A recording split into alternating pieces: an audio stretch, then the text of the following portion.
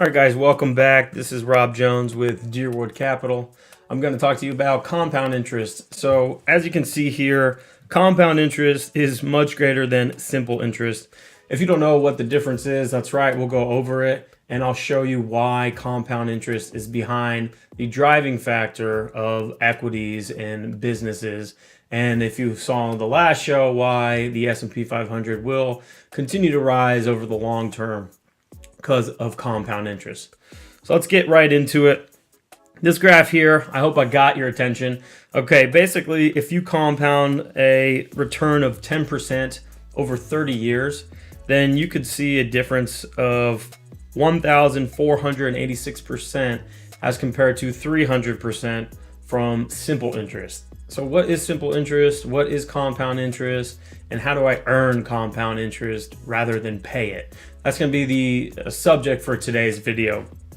So going back to why the S&P 500 goes up, a huge factor is compound interest, which will narrow down into the specific business components of the S&P 500.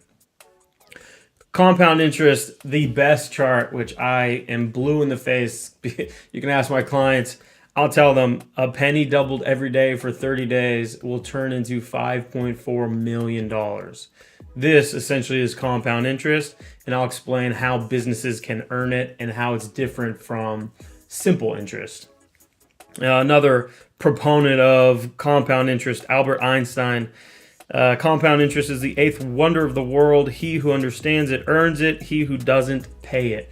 So he's not dumb, okay? It's pretty important to understand how this factors in life, not just financial. I'll go over the financial aspects of it, but there was this study of a British cycling team where the manager who took over after decades of underperformance comparative to other cycling teams just had a philosophy of making 1% better every day. So I'm taking a look at the whole cycling aspect of his business, just increasing the performance by 1%, whether it was changing the fabric of the clothes, putting alcohol on the wheels for better grip, the way they sleep, the mattresses they use, the pillows they use.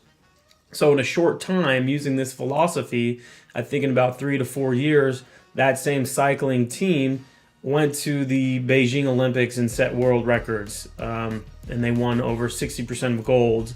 And that's the same thing as compound interest. Just like a little bit here and there adds up, and exponentially you can see the returns.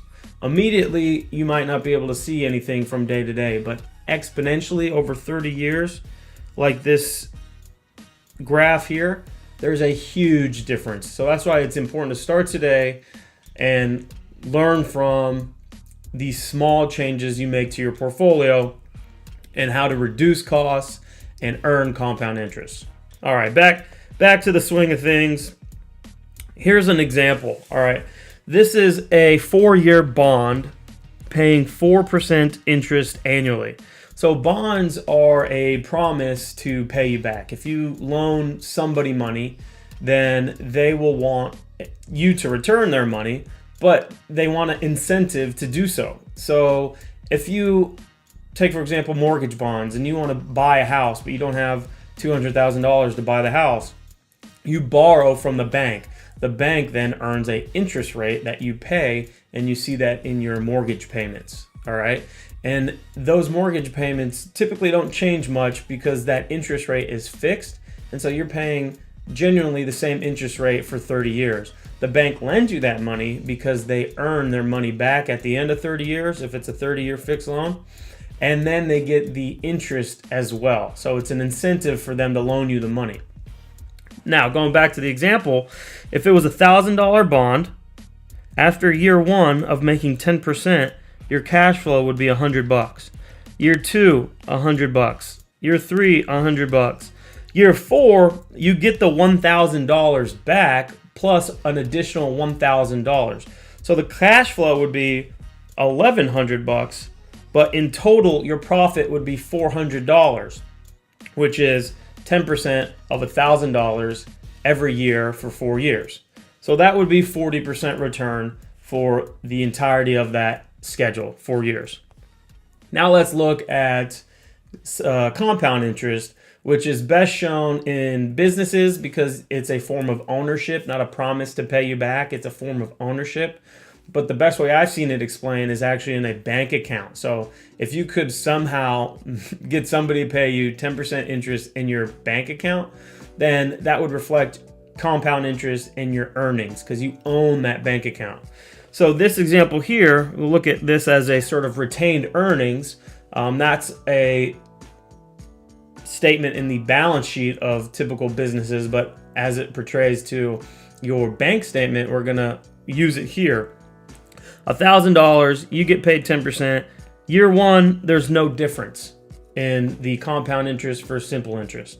But where you get to see compound interest, which is the interest paid on your interest, or in this case, $100, you can see it immediately in year two, you make more money from that. So in year two, your cash flow would be 110. 10 more dollars than your simple interest. In year three, since you have bigger principal of interest, 110, and you're making 10% on 110, then your cash flow is 121.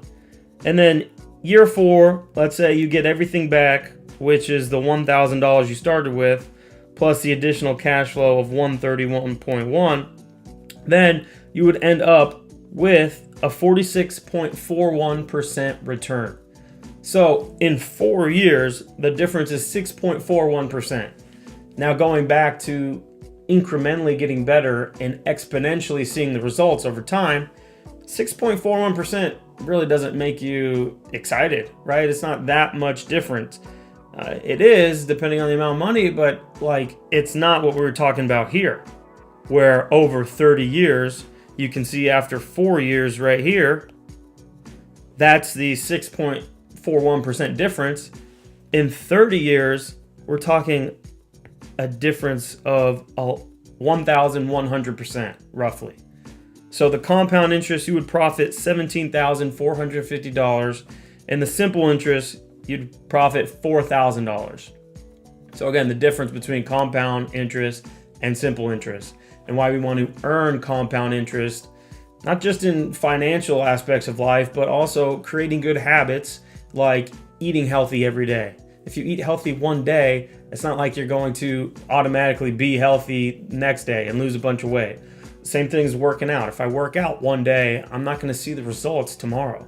So it takes this incremental gain each day, getting better 1%, to where you can finally see in 30 years or a year or 2 years, however long, over the long term, the benefits of this delayed gratification.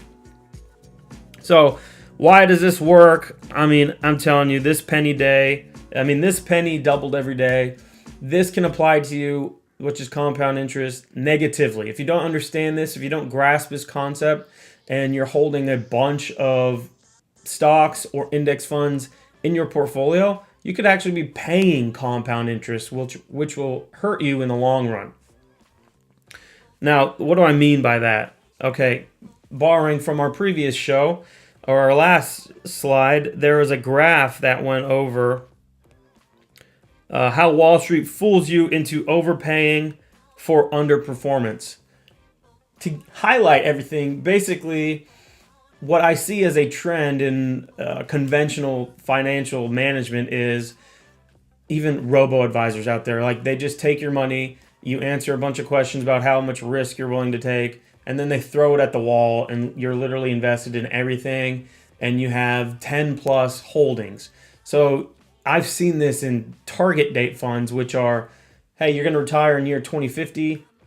You're going to be in this fund. Okay, one fund. But if you roll that up and look at the top 10 holdings, it's 10 different funds, just like you are in a robo-advisor, probably how you are in your 401k. And nobody really understands what the fees are, because on your statement, you get like a fee for $10, $20, $30, which is very low. Okay, and that's probably not reflective of what you're actually paying. What you're actually paying is closer to what I see here.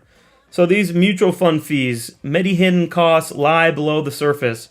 This expense ratio of 0.9%, that's fairly typical. I would say that's a little expensive, But that's just the tip of the iceberg, okay? If you look past that, you won't see these on your transaction statement, and you'll see this transaction cost of 1.4%, this cash drag of 0.83%, taxes of 1%, advisory fees, and other soft dollar costs.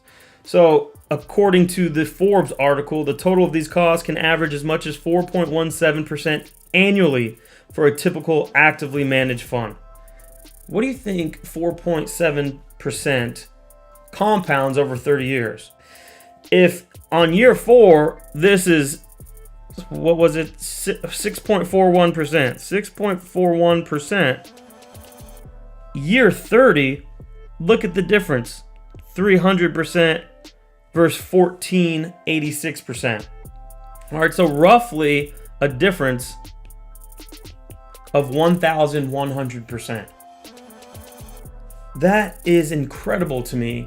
And that yearly cost of 4.17%, that's average for mutual funds, is really hitting your portfolio, your accounts, even so much that Warren Buffett has been quoted as saying that Wall Street and hedge funds and advisors have cost clients roughly $100 billion over the past decade in these fees.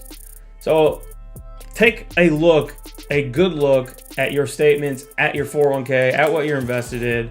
And if you want a second advice or an opinion, or you want to keep learning more, let us know. Reach out to us at deerwoodinvestments.com.